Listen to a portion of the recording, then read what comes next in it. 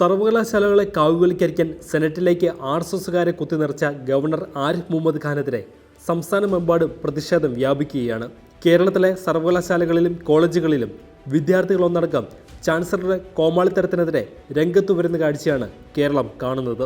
Chancellor കൂടിയായ ഗവർണർക്കെതിരെ കലാലയങ്ങളിൽ SFIയുടെ പ്രതിഷേധ ബാനറുകൾ ഉയർന്നു കഴിഞ്ഞു. കാലിക്കറ്റ് സർവകലാശാല ക്യാമ്പസിൽ ഉയർത്തിയ പ്രതിഷേധ ബാനർ കണ്ട് ഭയന്ന് രാത്രി തന്നെ പോലീസിനെ കൊണ്ട് അഴിപ്പിച്ചപ്പോൾ ഒന്നിനു പകരം നൂറുകണക്കിന് ബാനറുകളാണ് കേരളമാകെ ഉയർന്നത്. കാലിക്കറ്റ് സർവകലാശാല ക്യാമ്പസ് ഗസ്റ്റ് ഹൗസിൽ 3 ദിവസം SFIയുടെ പ്രക്ഷോഭ ചൂടറിഞ്ഞ അദ്ദേഹം ഒടുവിൽ തിങ്കൾ വൈകിട്ട് നിശ്ചയിച്ചതിൽ നേരത്തെ സ്ഥലം വിട്ടു.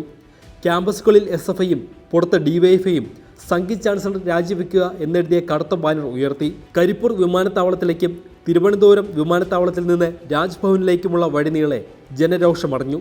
പ്രതിഷേധം ഭയന്ന് ഔദ്യോഗിക വാഹനവും സ്ഥിരം പാതയും ഉപേക്ഷിച്ച് 20ഓളം വാഹനങ്ങളുടെ സുരക്ഷയിലാണ് രാജ്ഭവനിലേക്ക് ഗവർണർ കയറിയത്. എന്നാൽ കാലിക്കറ്റ് സർവകലാശാലയിൽ SFIയുടെ സമരച്ചൂടറിഞ്ഞ ഗവർണർ ആരിഫ് മുഹമ്മദ് ഖാന് തിരുവനന്തപുരത്തും കരിങ്കൊടി പ്രതിഷേധം നേരിടേണ്ടി വന്നു. വരും ദിവസങ്ങളിലും പ്രതിഷേധ പരിപാടികൾ തുടരാനാണ് SFIയുടെ തീരുമാനം.